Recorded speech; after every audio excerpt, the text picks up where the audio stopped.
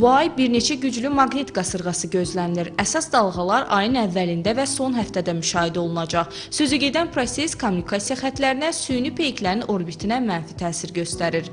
Günəşin cənub yarımkürəsində müşahidə olunan böyük ölçülü taj dəliyinin geoeffektiv olması nəticəsində yenidən hardasa 4-5 iyun tarixlərində yenidən G1 səviyyəli geomaqnit qasırğası müşahidə oluna bilər. Qeyd edim ki, hal-hazırda Günəş öz o 25-ci siklinin maksimumundan keçməsinə baxmayaraq, ötən il 2024-cü ildə bu ildə biz kifayət qədər geomaqnit qasırğası müşahidə edəcəyik və 2031-ci ilədək, yəni yavaş-yavaş vaxt keçdikcə bu geomaqnit qasırğalarının sayı azalacaq və Günəşin belə deyək, sakit dövrü başlayacaq, sakit sikl başlayacaq.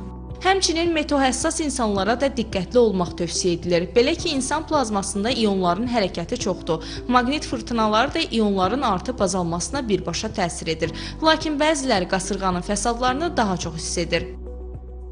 Geomaqnit qasırğası selektiv olaraq daha çox xroniki xəstəliyi olan insanlara, bunlar kimlərdir? İlk növbədə nevroloji xəstəlikləri olan, yüksək təzyiqdən şikayət edən insanlar, ürək qan damar sistemi və böyrək xəstəlikləri olan insanlar, eləcə də hamilə qadınlar və kiçik yaşlı uşaqlar özləri bunu hiss etməsə də buna daha çox məruz qalan bir əhali kateqoriyasıdır.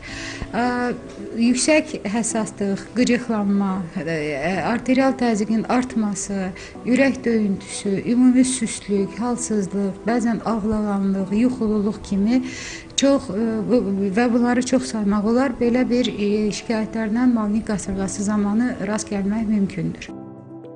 Yer kürəsində tez-tez müşahidə olunan geomaqnit qasırğalarından qaçmaq mümkün deyil, lakin təsirlərini azaltmaq olar. Belə ki, bu günlərdə vacib iş olmadığı təqdirdə evdən çıxmamaq, elektron cihazlardan uzaq olmaq və bol maye qəbul etmək tövsiyə olunur. Salatin Pirmuradova, Emin Tağıyev, Telesər.